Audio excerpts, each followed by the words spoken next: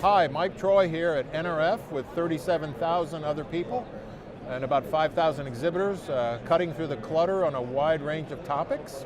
I'm here at the Revionics booth with Cheryl Sullivan, Chief Strategy and Marketing Officer, talking about dynamic pricing, where there's been a lot of noise and activity, a lot of interest in artificial intelligence.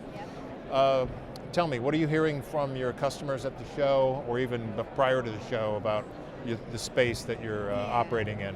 Yeah, I think, you and I have talked before, Mike. If you go back to last year at NRF, AI was a buzz, but people really didn't understand it. They didn't think it was for them. They thought they had plenty of time. It was a luxury. And I think over the past 12 months, retailers have really realized that that's not the case, that AI is the future, and that it extends even beyond our space. It's supply chain, it's demand chain, and for us, we've had a lot of these customers, longtime customers, been doing this for a really long time, built out some very advanced techniques, patents, things like that. But now they're realizing that this is the place to start. Because where do you get started? And but where's a better place to get started than where it's been proven for over a decade? Right. So I think our customers, they're obviously bought into it. Many of them are very long time, 8, 9, 10 years they've been with us, and we're talking super tier 1 retailers. We just continue to advance. We've obviously started in a brick and mortar world, retail did, but over the years, you have to go into an omni-channel world, and that's where dynamic pricing comes in.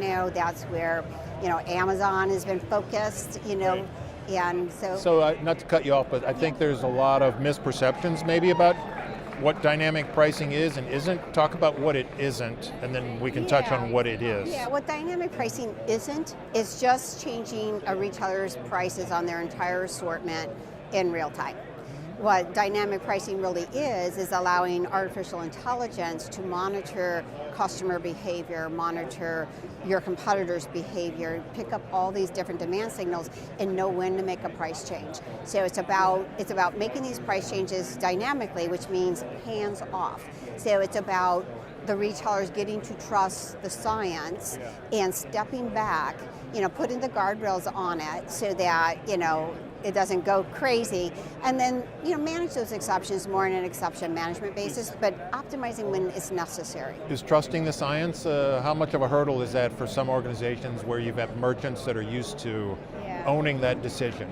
Yeah, so usually when a retailer comes to us, they're a little nervous, but they've done their homework. They've talked to many of our customers, so we're highly referenceable, which is apparent by your leaderboard.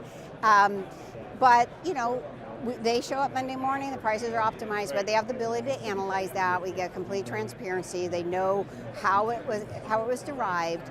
And then they eventually realize that they don't need to do that. And they spend most of their time modeling different scenarios around their strategies. So the science isn't just turn it on, let it go.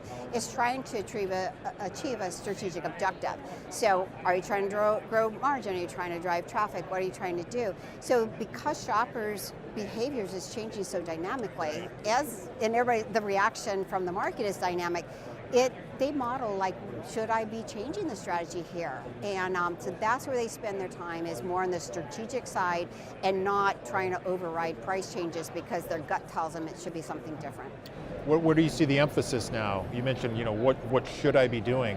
Because things are changing so fast. You're seeing retailers placing priorities in different areas compared to, say, a year ago or 5 years ago? I think retailers are very worried about their margins, and I think the world has gotten very promotional centric, and on the promotional side is very costly, so, in the whole channel explosion, it's not just about the ad anymore, so they don't know they know what they want, they just don't know where to place their bets. And so that's where the science is even more critical because, and we've done some recent studies that are very interesting around this, but which channel, if you're going to promote something, where do you put it? do you really got to put it in the store and in a circular and on your website? Is that really where shoppers want to find it? Yeah, well, there's a lot of promotional waste, right? Everybody knows that, so you've done research on that. Let's end on this and talk a little bit about maybe areas you might be looking to research this year, building on some of the research you've done in the past. Yeah, so in the past, I'm glad you brought those up. So in the past, we partnered with Forrester on some studies, and we were always into the shopper's mind. You know, how are you doing? How do you respond to promotions? Where do you want them? What type of promotions? What we did recently that just went to market with, or Forrester published, was we brought this retailer site in, and so we started looking at, okay, we're hearing from the shoppers, but if you ask the same questions to the retailers, what do they say? Very surprising results, because things like price matching, 76% of retailers still believe in those policies, but 17% of shoppers said they respond to that. 76% of retailers believe that they've got to have the lowest price. 17% of shoppers said, well, I will buy the lowest price. 90% of retailers believe that they have to do fast, quick, urgent responses because shoppers aren't patient. I think it's 48% of shoppers say they will wait for months to get that right price or promotional offer. Interesting. Yeah, we just did another one on the holiday, so it's about to come out. To Forrester's, dotting the I's and crossing the T's. Going to talk about that a little bit in one of our big idea sessions. Forrester will be there. And but this one was really looking at the shoppers and what they thought they were going to do in the holidays. Do they think they're going to buy, and what are they going to do? Where are they seeking out these promotional offers? And then we looped back around and asked them what they did. And not to spoil a lot of things, but what was interesting with that, their expectations were very high on the promotional front. They are by far promotionally centric. But then when you saw what they did, they were very consistent in doing exactly what they said, but they didn't do as much because the shoppers didn't get it to them. So they're very disillusioned. Another tidbit was mobile. Everybody's talking about. Well, don't give it all away. Oh no, it's a big study.